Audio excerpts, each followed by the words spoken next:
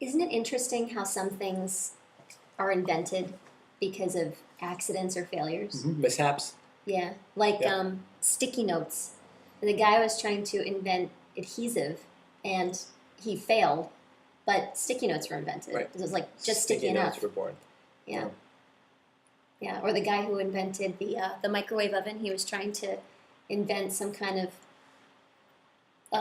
room, like laser room thing, and he had a chocolate bar in his pocket, and so he's in this thing. I mean, God, can you imagine being in a microwave? Microwaving himself? Yeah, basically, his chocolate bar started to melt, and he thought, Can heat up my chocolate bar.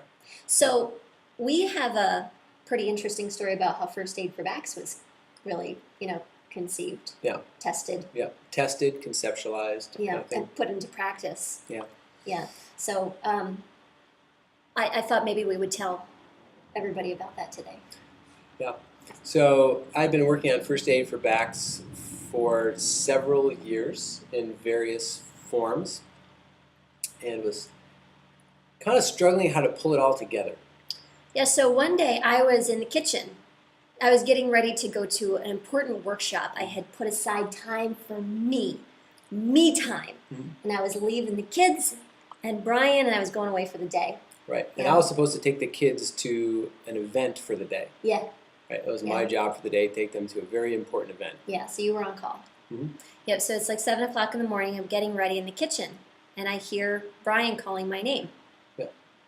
So I had bent over that morning to pull up my pants, and the event I was taking the kids to was a kind of emotionally charged event, which is a whole other kind of backstory.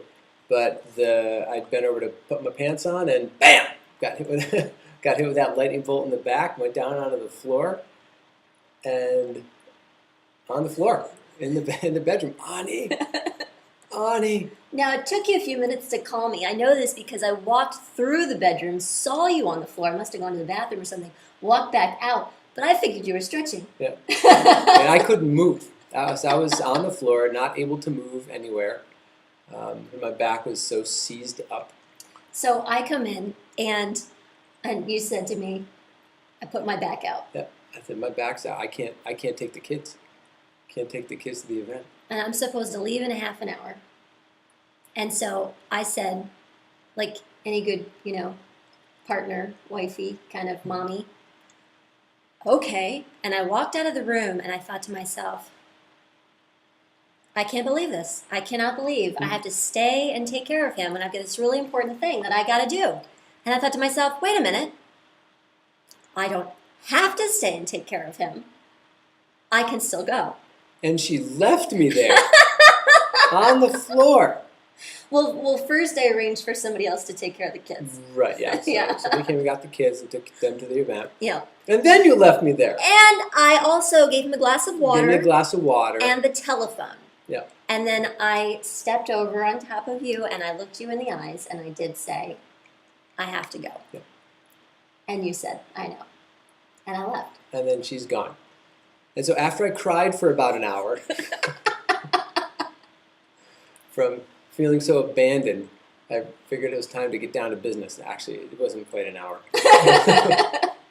It was just a few minutes. I should have left you tissues. Yeah, sorry. Tissues too.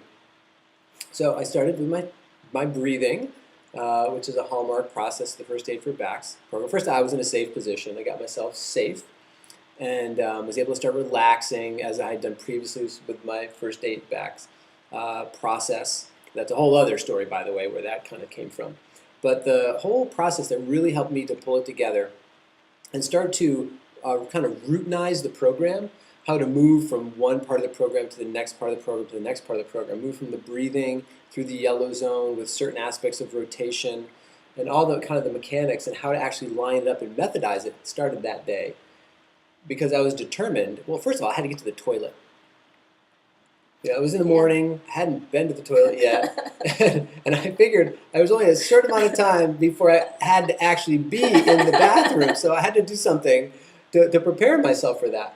So I was on the floor, and I did my First Aid for Backs program for about an hour or so, and I was actually able to crawl to the toilet and get myself up on and take care of my business from there. And then fall forward, back off of the toilet, and crawl into the living room inside the bedroom. And I did my program again for a little while.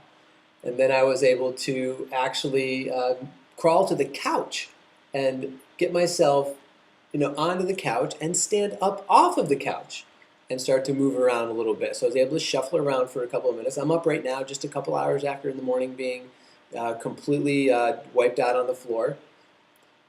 And so I sat on the couch a little bit, watched a couple of YouTube videos, read for a few minutes, and then went back to the floor, went back to my program. And long story short, by the end of the day, Ani comes home at the end of the day with the kids, and I was walking down the road. I walked down the road and back and walked 2 miles. And still feeling a little bit stiff, but up and moving around and able to start feeling more free and allowing the back to unwind as the day progressed. And within, as typically happens with the First Aid for Backs program, within 72 hours, my pain was completely gone and back to normal again. So that evening I said, I'm sorry I left. And he said, I'm glad you did, because it really made me realize how awesome this program is. And we need to put it on DVD and get it out to other people.